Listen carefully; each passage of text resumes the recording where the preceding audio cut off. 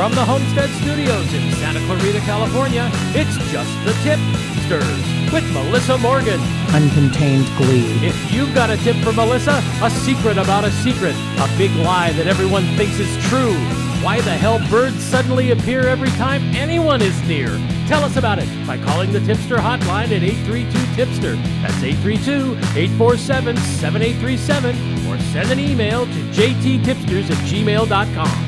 You just might hear your tip on the podcast. And now here's your host, happy that summer weather is here and looking forward to getting out into the hot sun, just like she's looking forward to her next root canal, Melissa Morgan. More cowbell.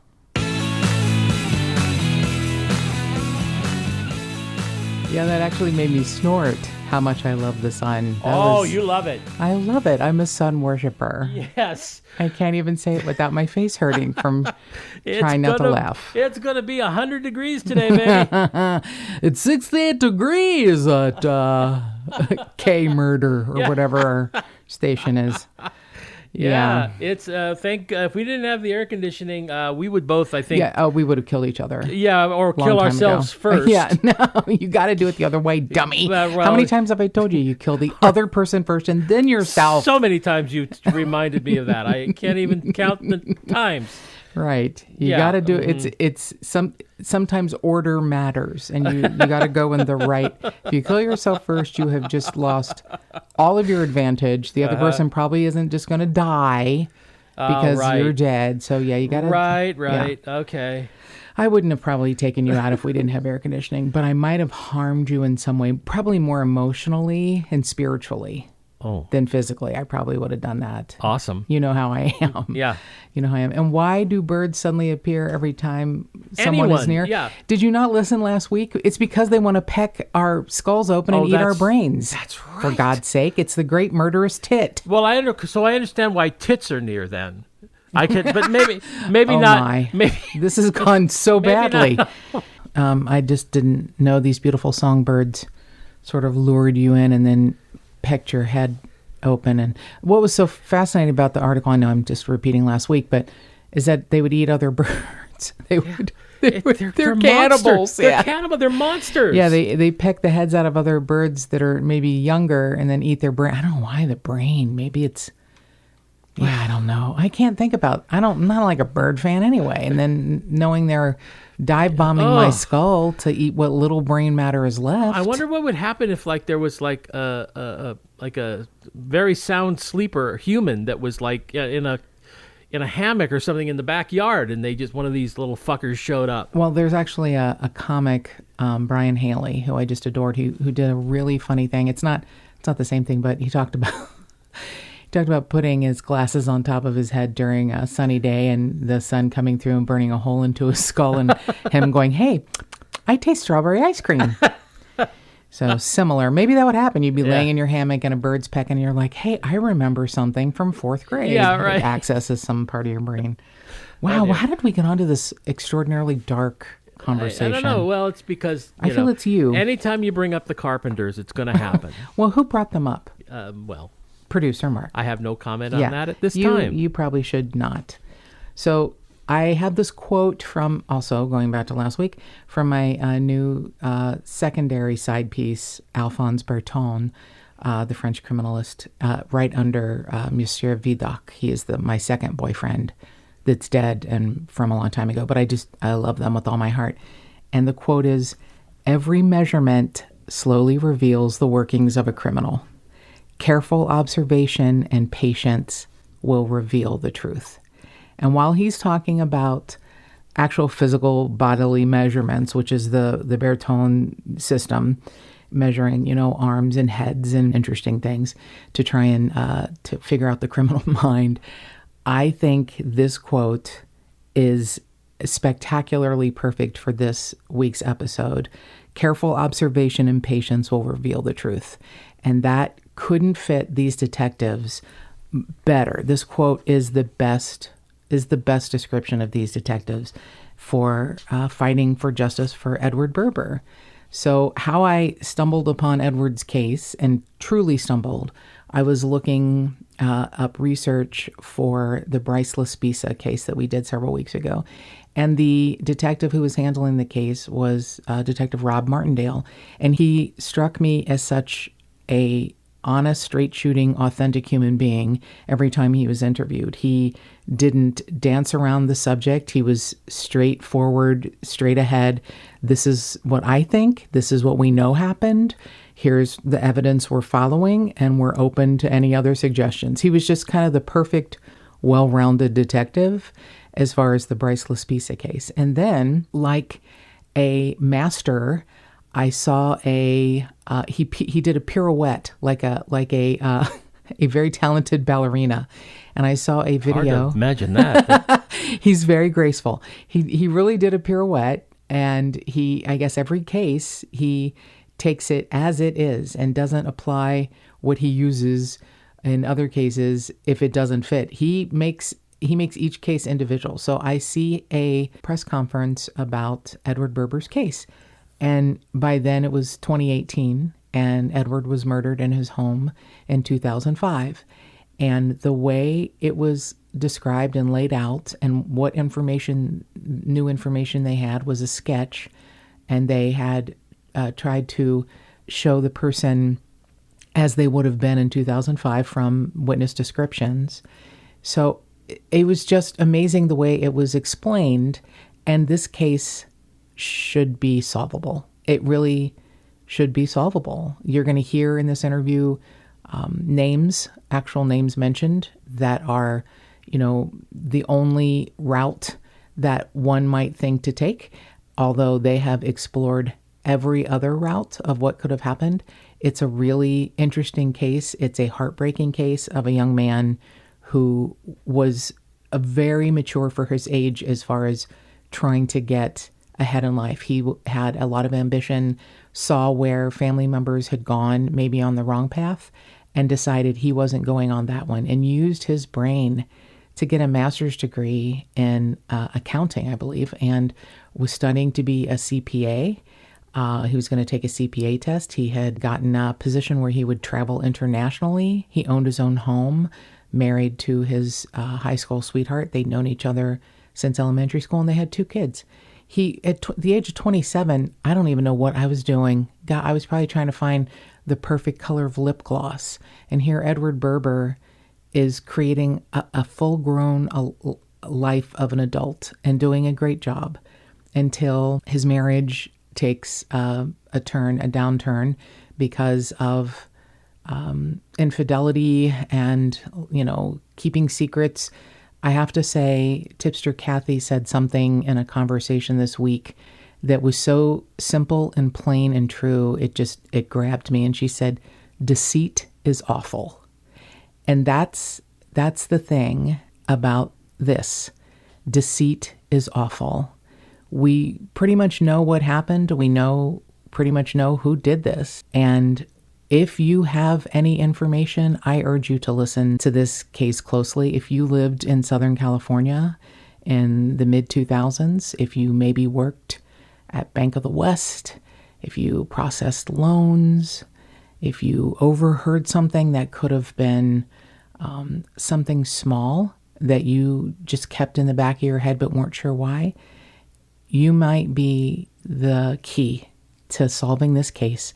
And we want to solve this case because Edward deserves all of the justice that can happen 15 years after his murder.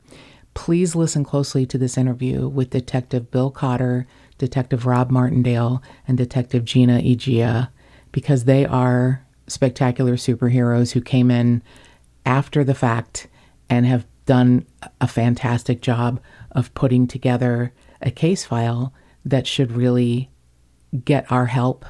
It needs our help, and it would be a really beautiful thing if this could be solved. So we are really blessed to have with us today Detective Robert Martindale, Detective William Cotter, and Detective Gina Egea. Please tell me I said that right, Gina? You did. Oh, thank God. Okay, I've been practicing for hours. I just wanted to make sure I said it right.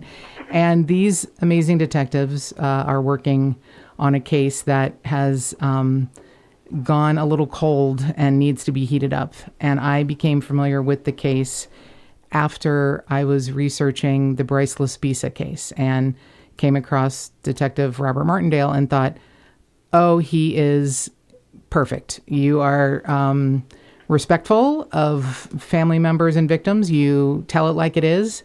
There's just no like pussyfooting around. And I really was impressed and didn't even think about talking to you about the Bryce Laspisa case, but definitely when I saw this other case that you were working on, was like, oh, this one is solvable and needs to be solved and needs to be looked at.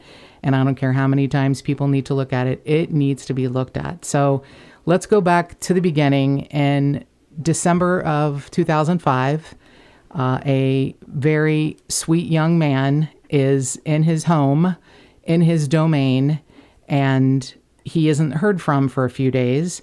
And his mother finds him, unfortunately, shot in his bed. And what a wonderful way for that to happen. I mean, I can't believe that someone would do that knowing that it would be a family member to find him. And he's a 27-year-old man. He's going through I'm just going to call it an acrimonious divorce. I mean, you can correct me, but, they have 2 kids together. And, he and Tanya have been together. Well, they've known each other since elementary school and been together since high school.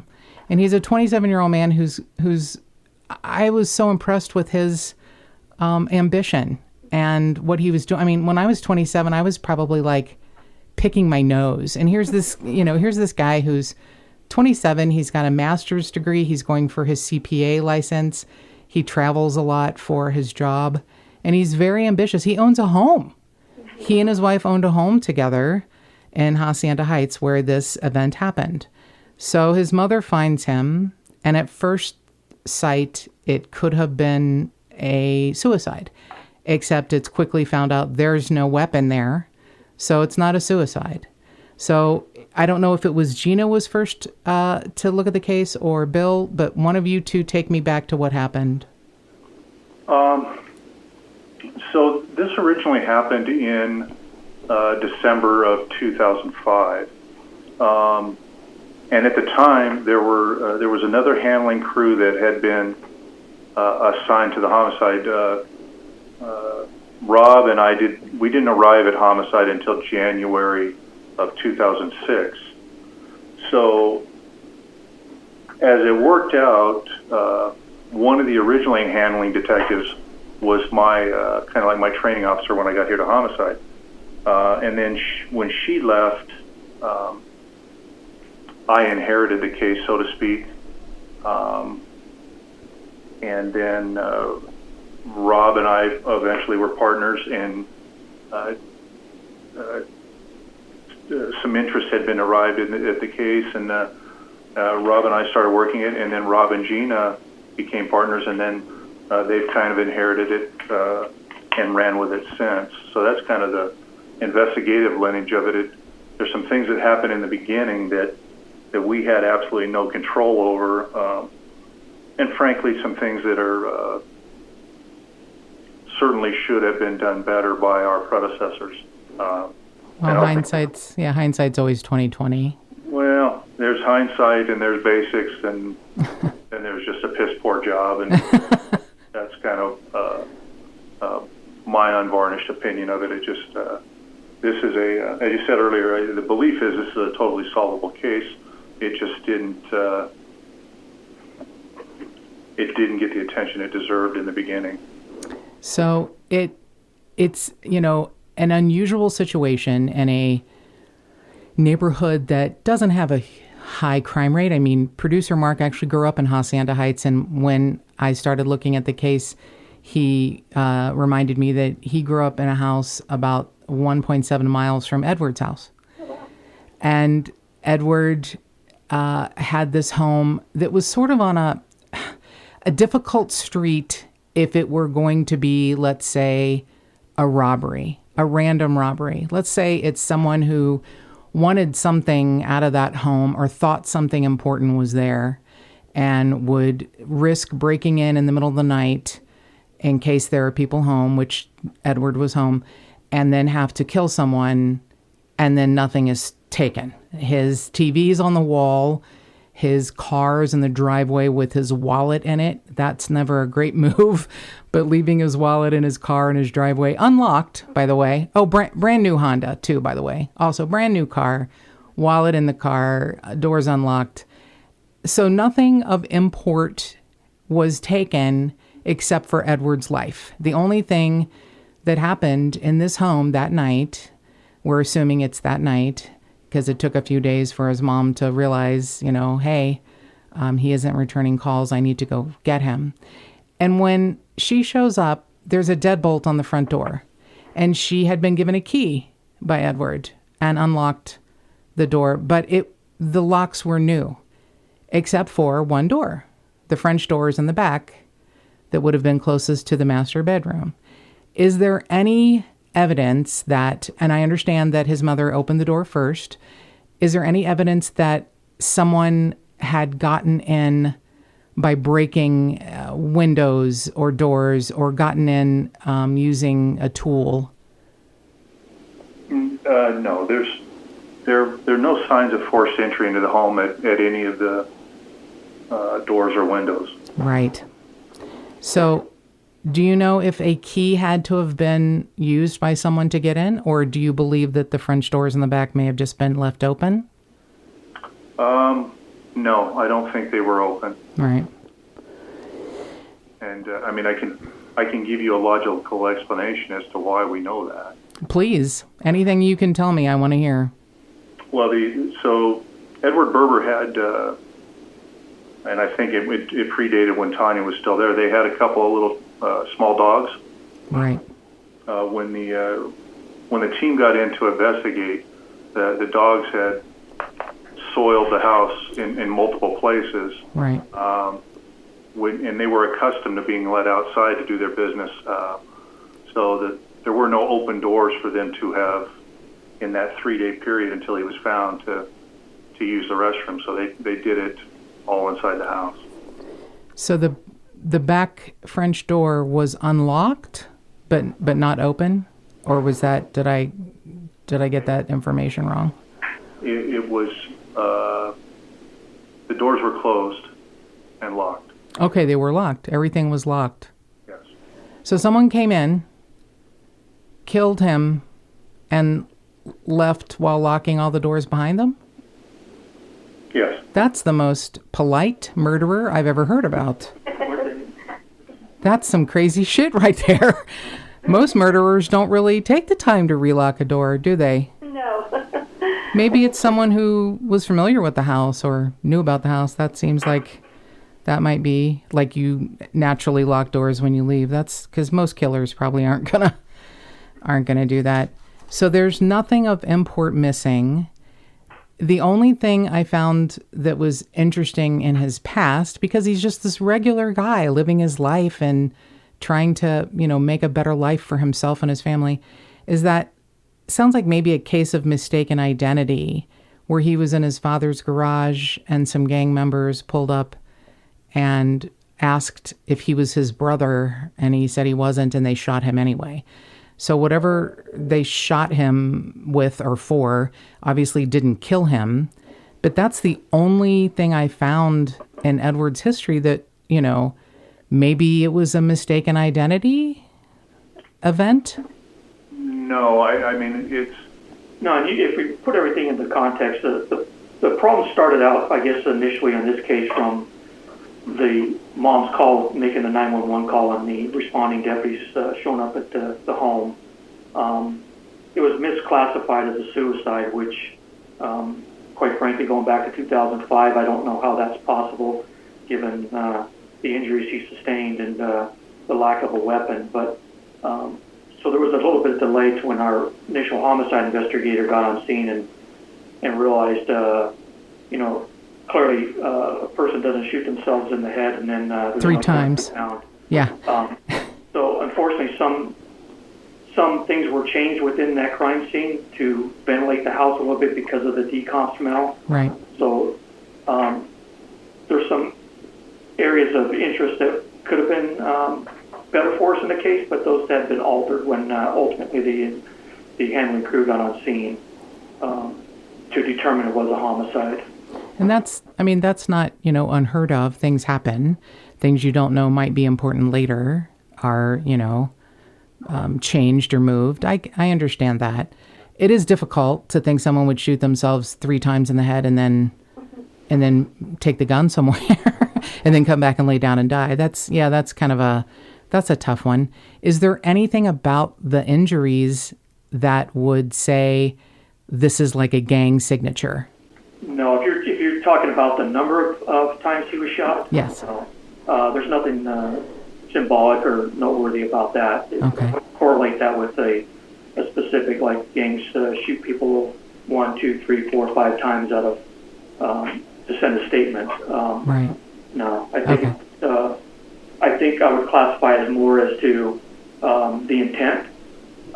People get shot in the head and then survive, so I think the amount of injuries was predicated on make sure that person was dead. Really make sure it's like almost like an anger event. Very true. Right. 3 times shooting someone 3 times in the head, probably not going to survive that. It's like an overkill with a knife or something, except it's with a gun. So because obviously there was no gun, because Edward didn't do this to himself, was there ever a weapon recovered or located?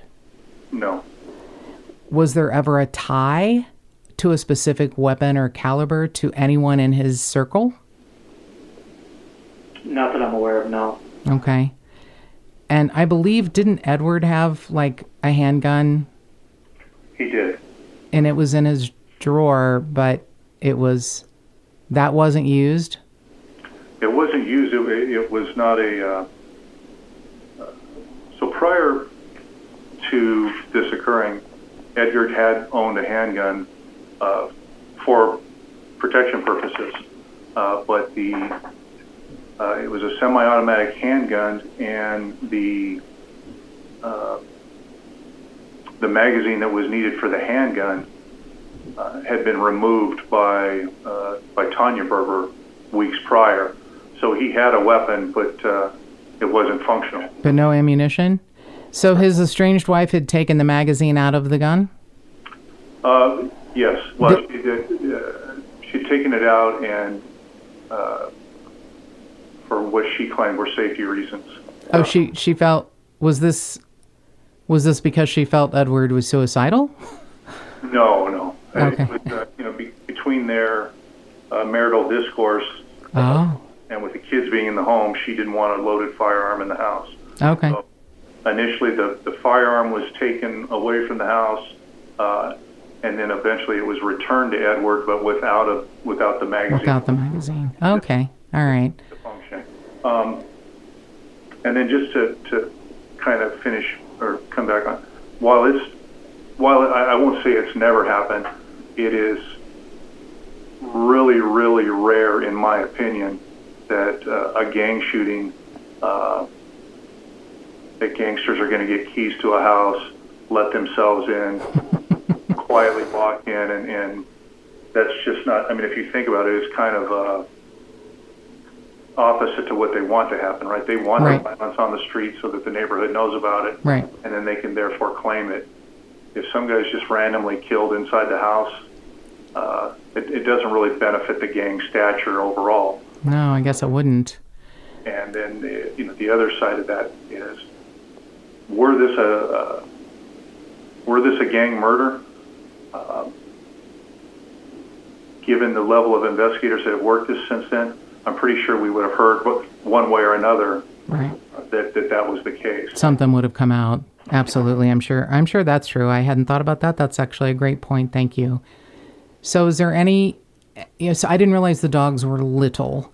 I know one of them was a sort of a new puppy and one of them was like 7-year-old. So they're still adult dogs, not older senior dogs. They can still see and hear.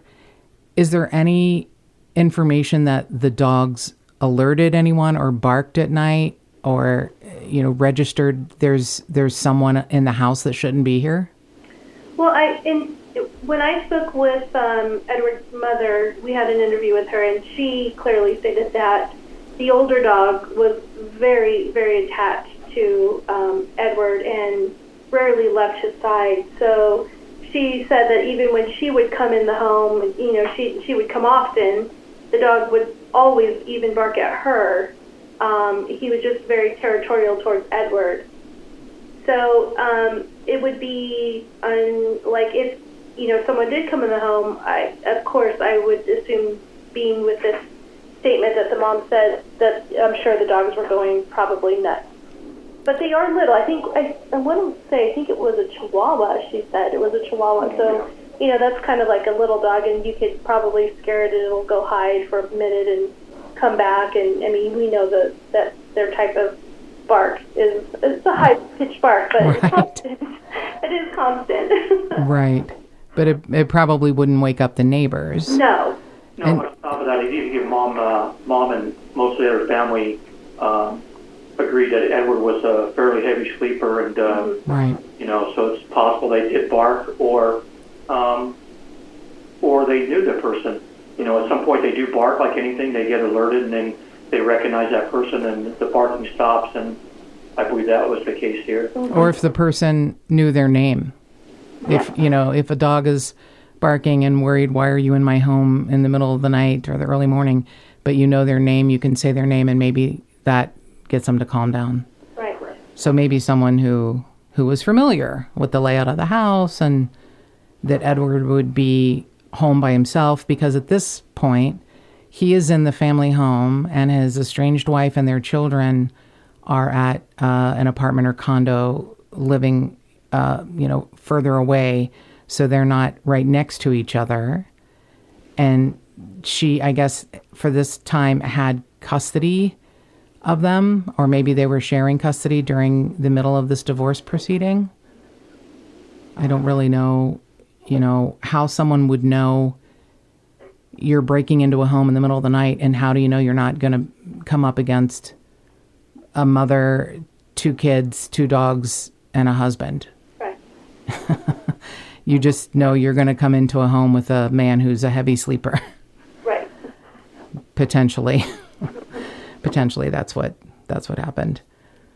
I think at that time they were sharing joint custody of the kids. So, and although we're not the original investigators, but having worked this case for some time now, it's my belief that the perpetrator, suspect, whatever you want to call it, had intimate knowledge of Edward's comings and goings. It is hard-fetched to believe that you're going to enter somebody's home, and in most homes, you're dealing with multiple people in a home. Right. Generally, a lot of homeowners, including myself, have firearms in the home. So it's a very risky business going into anyone's house, but a little less risky if you know that you potentially have access to the home via a key to the back door. Know when he's working, sleeping, his activities. So it limits, obviously, the exposure to the perpetrator. And I think that's what happened here. So, a well-planned, well-executed assassination. Exactly. That's a very good point. It was an assassination. It was just basically an assassination. I can't think of any other word. I'm just looking at the details just made me, remarkably nauseous. So here's this guy who doesn't have gang affiliations, was, shot because of adjacent brother a decade before in a misunderstanding or, misidentification. He's working his ass off. He's not in a gang. He doesn't do drugs. Nothing of value was taken from the home.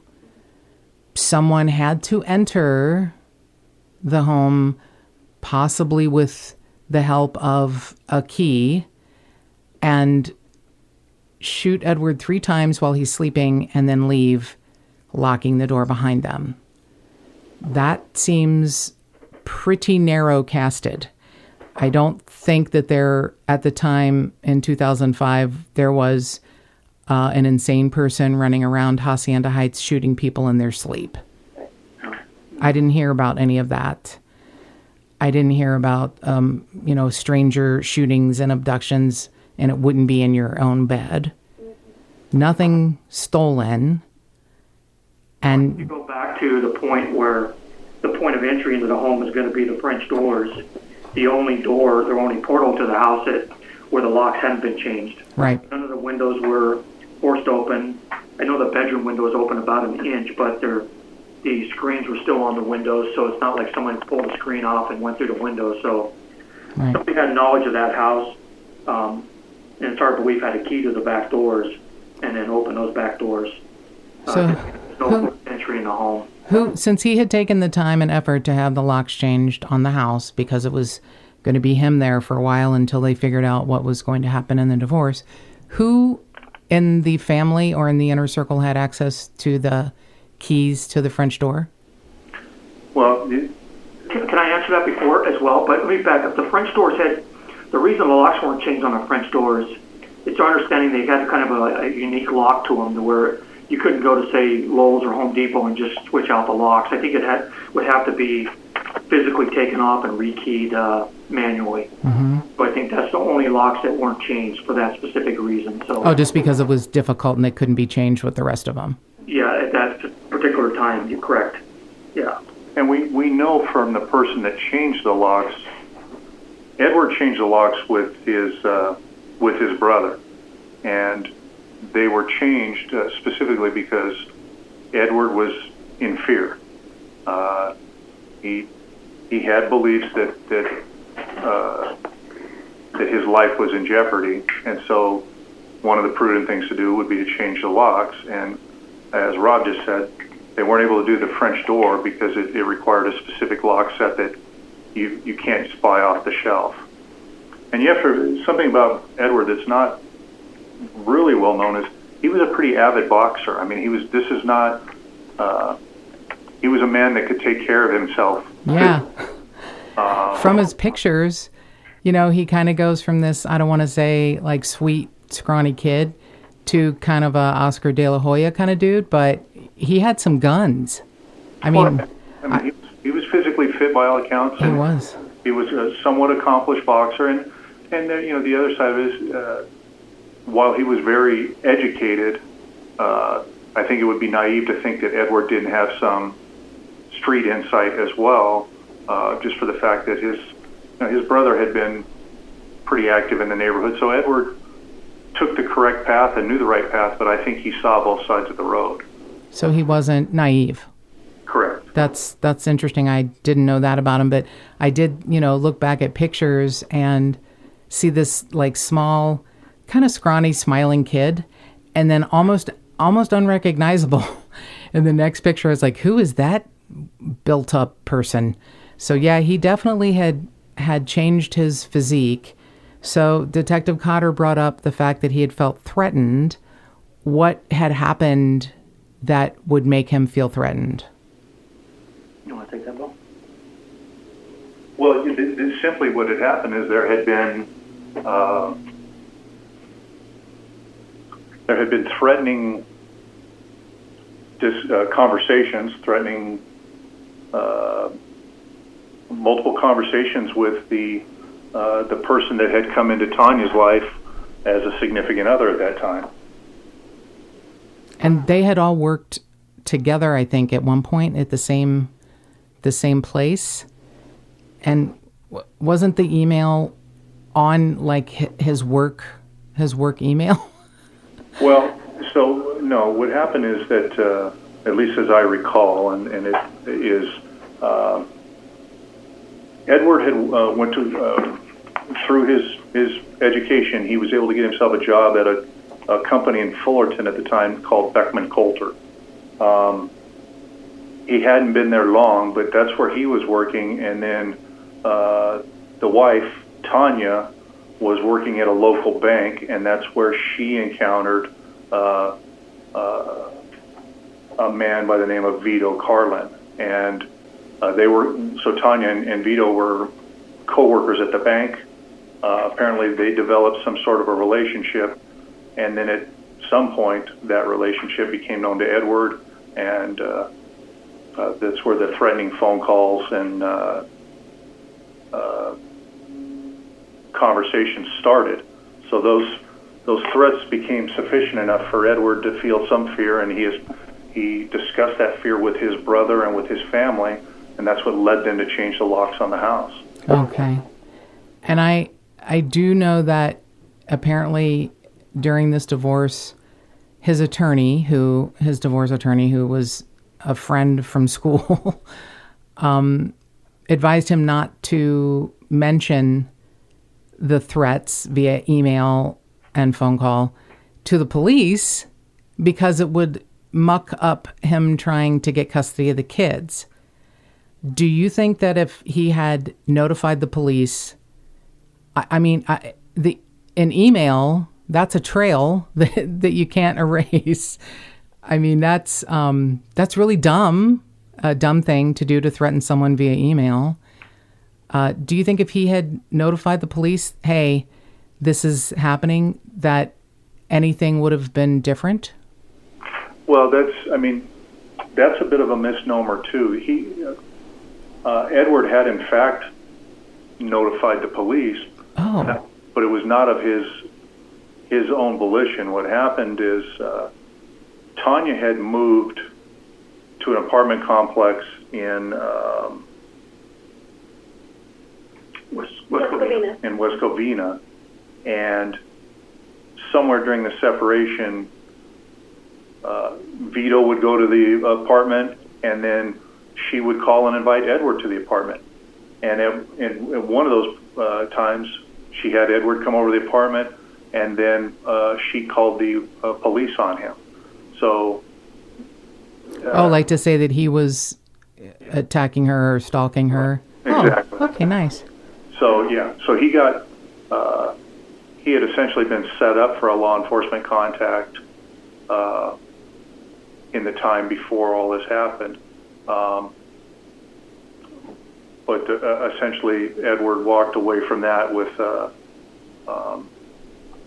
probably not a positive experience. You show up to basically what I think or what I believe is he's going to reconcile with his wife, only to be threatened with by her with going to jail for probably some sort of an alleged spousal abuse type thing.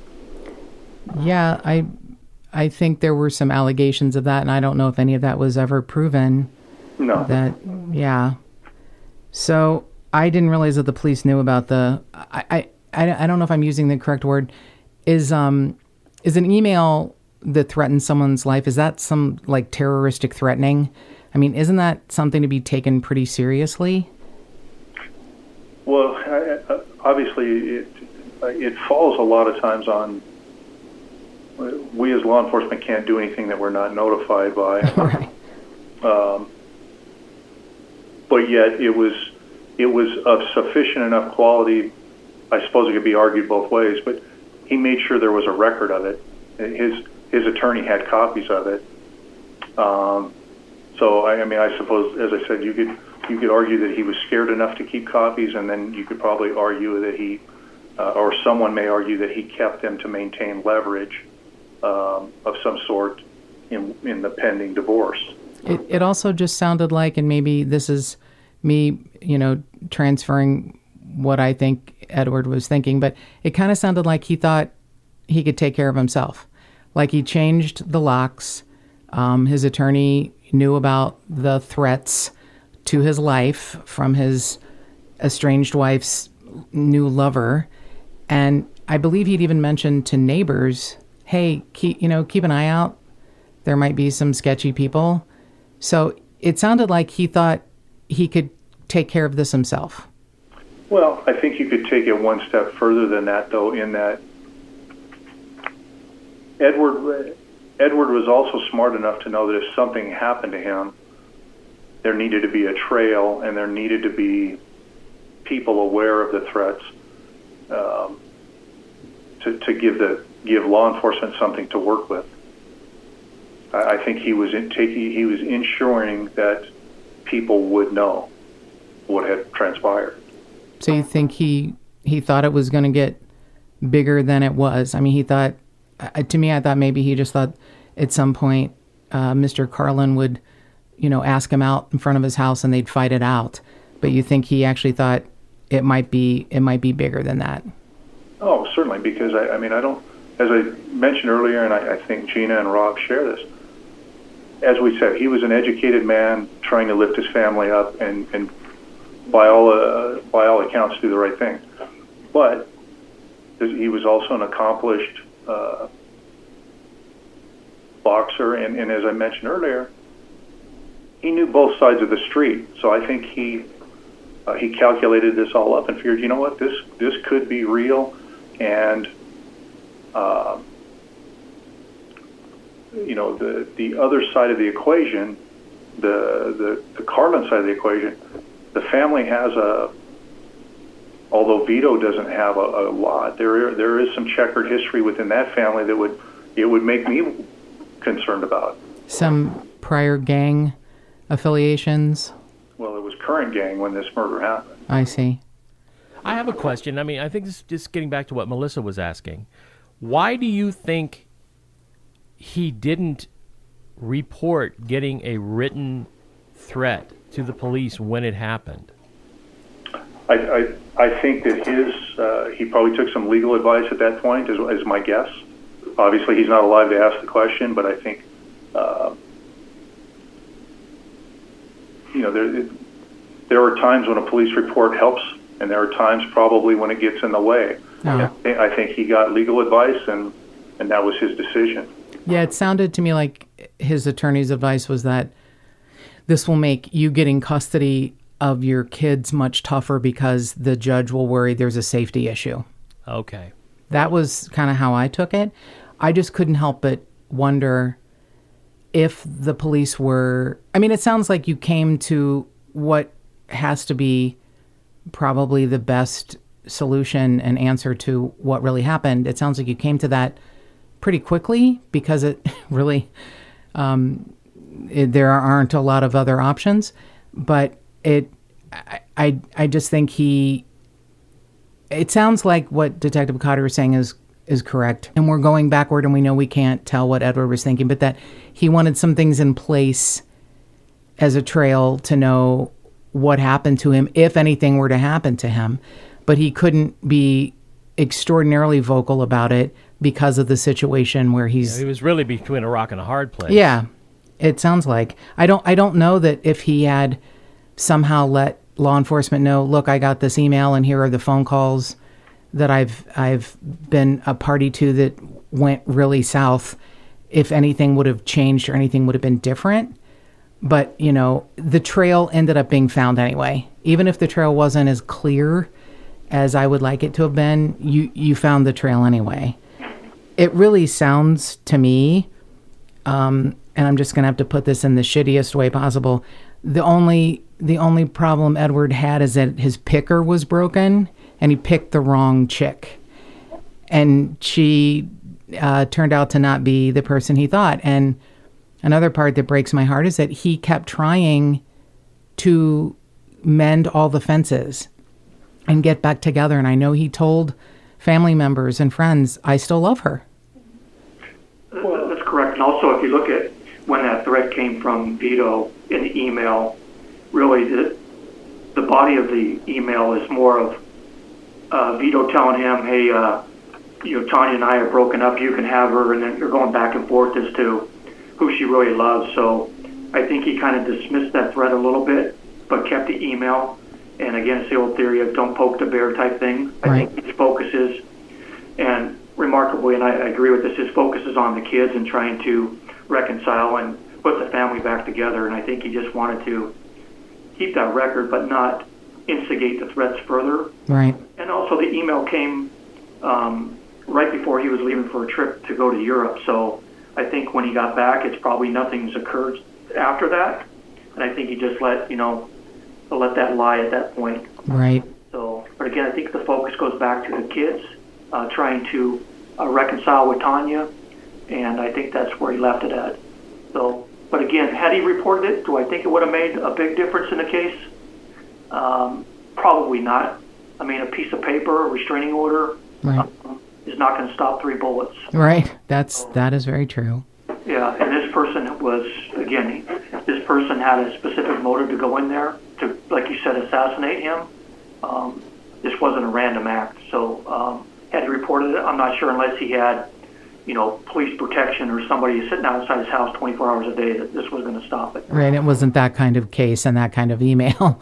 It was just, I get you. Yeah, it would have been difficult unless he had security around the clock. So after Edward's death, what happens with Tanya and the kids? Well, eventually what happens is Tanya takes possession of the house.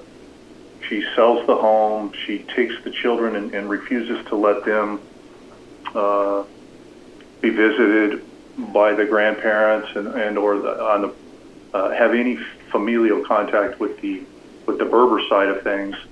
And then ultimately, if she ever were separated, she ultimately melds back in with Vito, and they continue on with life. And they're no longer together. Is that correct? No, They are still married. They are They married. are? Okay. They're still married. Vito and Tanya, almost probably 9-10 months after Edward's death, Vito, who we did look at as a potential suspect in this case, they legally got married. So literally 9 or 10 months after Edward's death, she's married to Vito Carlin. And so they're still together? Yes. Correct. Okay. So is there anything that listeners can do to be helpful to close this case? Because I know in 2018, the case got some more heat with a sketch of a potential suspect when witnesses came forward. Is there anything besides that? They can take a look at that and see if they recognize someone from 2005. Is there anything else that Tip-Sters can do to contact you about this case? Well, certainly there were coworkers of both Tanya and Vito that shared the workspace with them back when this was going on. There were people that lived in the same apartment complex in West Covina that we have been told overheard arguments between Vito and Tanya. We've made efforts, we've endeavored to track those folks down, but I still believe that if people were to think back, and hopefully your podcast can jog that thought process for them, there are people out there that may have heard the most, probably what they thought was an innocuous conversation that could probably help work this out. Conversations Edward had with coworkers, neighbors of Vito and Tanya's coworkers, etc. We believe there are people out there that could still shed some light on this. And he seemed like such a sweet, authentic guy. If someone knows something, we will absolutely leave a number that they can call or even an email address if you'd like us to do that at the end of the episode. If they have any inkling of something they think they may not even think they know, but a memory, a piece of information that they think, like you said, Detective Cotter, that could be just considered innocuous. But if they know anything, we want them to contact you, and we want to make sure Edward's case is closed, because that's the very least he deserves, having had his life taken away at such a young age when, this isn't someone who lived a compromised life. This isn't someone who was on the streets or was doing shady shit or selling drugs or anything that would... There's no good excuse to kill a person unless it's self-defense, but there was nothing he was doing except living his life, trying to be the best version of himself he could be, always looking to improve himself in his life. And it was for his family. It wasn't just a selfish, narcissistic act. He was trying to better his family and give them a good life. So this is a guy whose case is solvable and needs to be solved. Is there anything else that you want to say or mention before we wrap this up? No, I'd just like to echo what Bill Cotter said. It's Tanya and Vito were both working at Bank of the West, I believe, at a processing center. I think it was a loan processing center. Obviously, when Bill and I got the case, employees and come and go. So anyone working around the 2005, 2006 time frame probably have some valuable information about the dealings between Tanya and Vito. May have overheard some conversations. And rarely do these crimes, does anyone keep them a secret. Somebody knows something about his murder. That's true. That is the truth. About it. I doubt he's kept this a secret this long, he being the perpetrator, or she. But I think they've spoken to somebody about this, and that hopefully that person will come forward. And again, like you said, no one deserves to die, and especially no one deserves to die in their bed in their own home. Right. Yeah. I want to thank you three superheroes so much for joining us today. And we really look forward to getting any information. And if we get information, it goes straight to you. But at the end of the podcast, we will leave the information of where people can contact you about the case. I really appreciate you taking the time, because this one just felt like a gut punch. And I want to see this one solved too. So thank you, superheroes. Thank you. Thank you. Thank you so much to Detective William Cotter, Detective Rob Martindale, Detective Gina Egia for taking time out of your day to discuss this case. I know it is a difficult case for all of you because you all want this case solved. You've all worked on this case at different times. You know the case inside and out, and you want it solved, and it needs to be solved. So if you, again, have any information on the murder of Edward Berber in December of 2005, please call the LA County Sheriff's Department tip line at 323-890-5500. And please feel free to call directly Detective Rob Martindale at 323-890-5611. And more cowbell. Remember, if you'd like to support the podcast, go to patreon.com/justthetipsters.